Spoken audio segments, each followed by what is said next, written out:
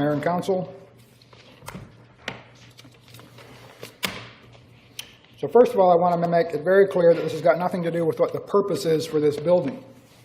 The only thing I'm addressing is the fact that we just keep seeming to want to throw good tax dollars after bad tax dollars into just a bad investment in this money pit. We signed this 3-year lease, which has another 2-year option to renew.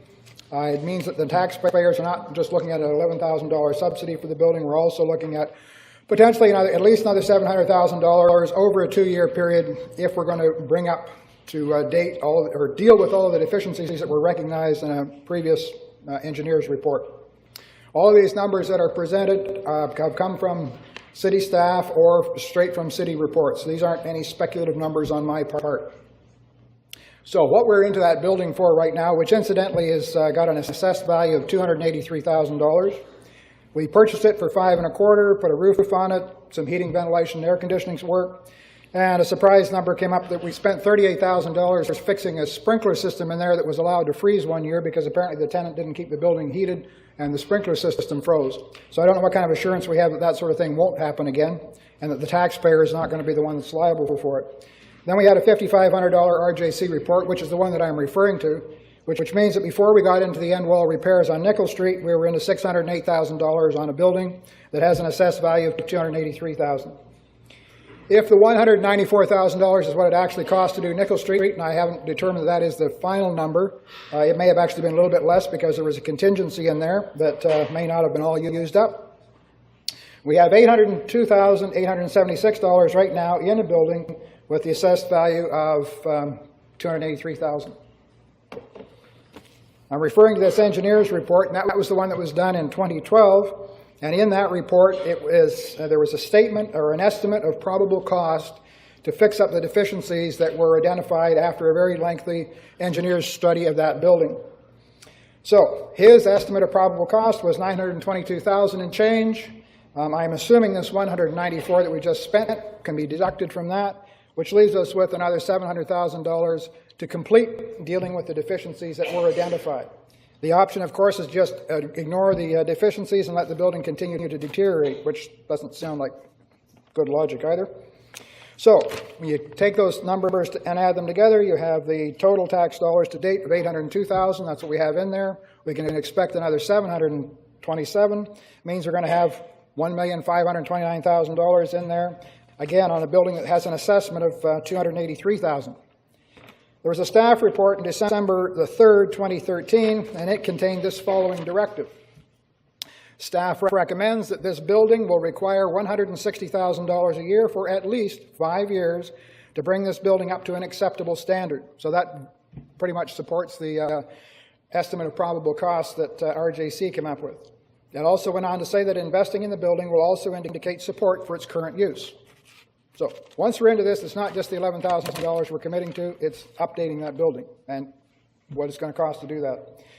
So adopting this recommendation from staff for a 3-year agreement for 25 Victoria Roads, not simply the $11,000, it's going to be encumbering the Nanaimo taxpayer probably for at least another $160,000 a year for the next 5 years. So except for a handful of users who will benefit from having a taxpayer subsidized space at their disposal, there is going to be very little upside for this council and nothing but downside for the vast majority of the Nanaimo taxpayers. Nearly $1.6 million for a building that's assessed at $238,000.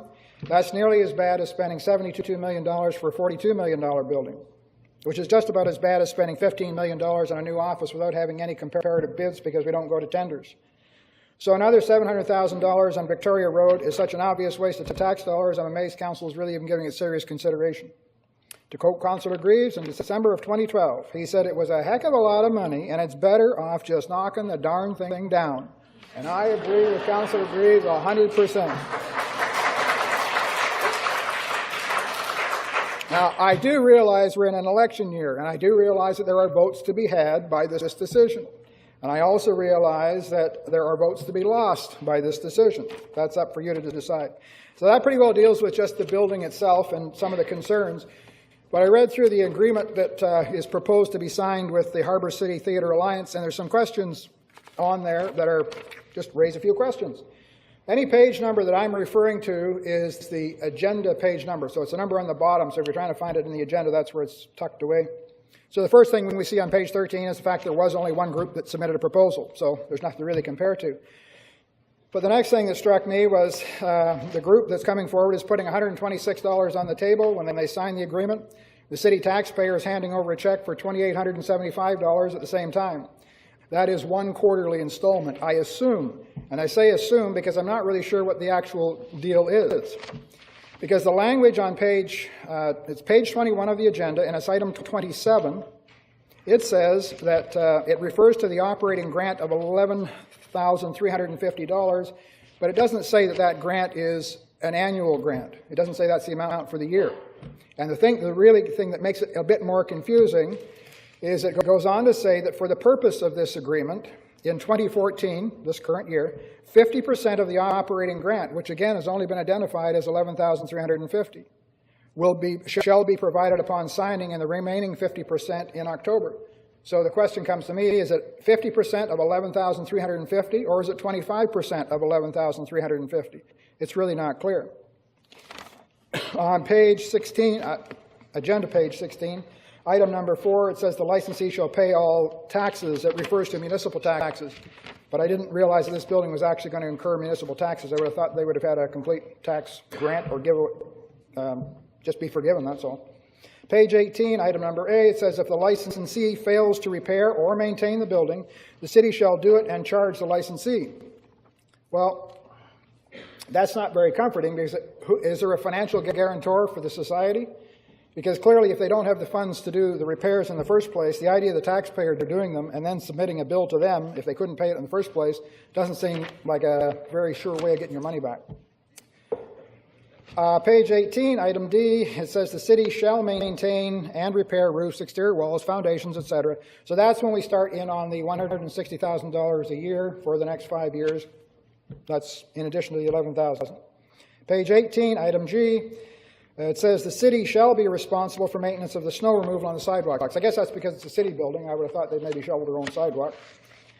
Page 19, item 17, it says and this one was a little scary, any builder's lien registered against the title will be discharged by the city and the society billed for it. So we come back to the same old question. If there is ever a building lien registered on the building, it means they couldn't pay the bill in the first place. So for the taxpayer to assume that liability, pay it off, and then hold their hand out and hope that they're going to get the money from the society seems a little questionable. And finally, a question on page 23, item 30. It says there is termination without breach. So I'm curious if that means that a new council in November could cancel this agreement after giving a 90 days notice without any penalty accruing to the taxpayers. So those are just a few issues I hope get addressed before you adopt this tonight, and I'm sure you're going to adopt it. So thank you. Thank you. I see no questions. Now. He's back. Just a couple of quick questions I thought I might have heard the answer to after I spoke about it, but one of the ones was, what is the exact amount that is due on the signing of this agreement? Because it refers to the $11,350 as being the operating grant.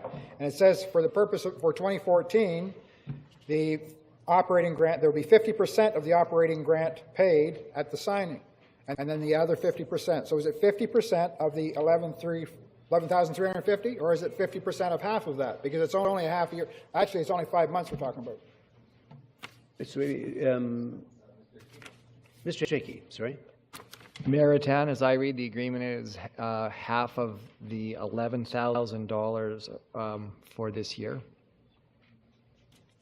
So is there a rationale behind that? That's twice what we thought we're actually granted. The grant, as I understood it, was $11,000 for a year. This is making it $22,000 in this year. Mayor Ratan, the grant is for $11,350 per year. We're going to give 50% of that for the 6 months that remains in this year? The way that I read the report is that it would be 50% of the $11,340 or whatever the amount was for 2014 if we approved it tonight, which it was approved tonight. So my guess is 5,200 or whatever the number is. So for this year, it is basically twice as much as the 11,000. No, not Twice as 11,000 plus the 5, half of the 11,000. That's how I read the report. If That it's the different 11 than that, then It- shame It's on me. $11,000 per annual contract. Yes. We've got 6 months left. They'll pay half of that for the remaining 6 months of 2014. Or we will contribute half of that, yes. Well, it still said that actually the way it's written in the agreement, it says 50% of the operating grant will be paid on signing and the other 50% will be paid in October. That's the way it's written. Maybe that's not the way it's intended, I don't know. But that is the way it's written. Okay, Mr. Hickey. Meritan, yes, it is written for this first year that for the purpose of the agreement in 2014, 50% of the operating grant shall be provided upon signing, which should happen in the next couple of weeks, and the remaining 50% on October 1, 2014. So that is for this year, they will get $11,350. Right. And then for the following year, they'll get that grant as well. Okay. Okay, Val- so it's Valid not- point? Valid point? Yep, that's okay, fine. And then I did have one last, whoops, getting lost in my own notes. Just about staff reports and what kind of credibility you put to them. We're told tonight that that building is only going to cost $50,000 for the next 3 years. That's what we're told by staff report. December the 3rd of 2013, a staff report said that that building will require $160,000 every year for 5 years. Which report is right? Mr. Hickey. Meritan, if I could comment on that. I don't have the report in front of me, but at that time we are looking at doing the whole scope of all the work, some of it more critical than others, but to totally refurbish the building as per the report, that would have been $160,000 per year.